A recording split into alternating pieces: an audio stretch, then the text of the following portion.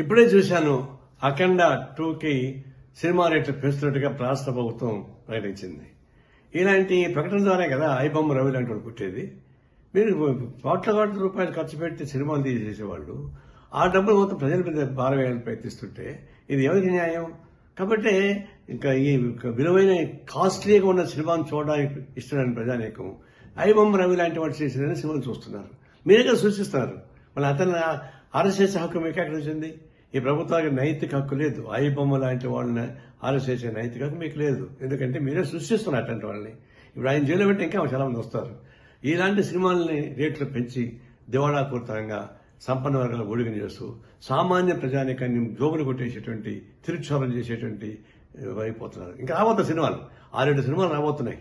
అవి ఎందుకు పెంచుతారు ఇంకా అంటే అట్లా పెంచుకుని పోయి ప్రజలను భారం వేస్తుంటే ఇట్లాంటి ఐబొమ్మ రవి లాంటి వాళ్ళు చాలా మంది పుడతారు. వాళ్ళు రావడం మీ చేత కాదు. ఇది స్వయంకృత అపరాధం.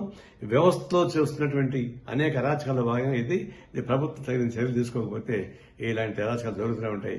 తక్షణం ఈ సినిమాలు ఆ పద్ధతి ప్రజలకు దూరం చేయబాకండి. సినిమా థియేటర్లకి ప్రజలకు దూరం పెంచేస్తున్నారు. సినిమా థియేటర్లో 100 రోజులు 50 రోజులు ఆడుతూ ఉంటే జనం చూస్తారు. సామాన్య ప్రజలకు మీరు 3 రోజులు మొత్తం డబ్బులు వారుకున్న తర్వాత అది ఎవరు చూస్తారు?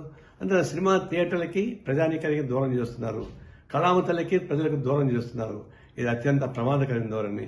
ఇలాంటి విలాసవంతమైన సినిమాలు తీసి వాళ్ళు నష్టం అవుతుందని భయంతో ప్రజల మీద భారం వేస్తే ఇది ప్రజలు ఊరికే ప్రసక్తి లేదు. మేము తీవ్రంగా ఖండిస్తున్నాం.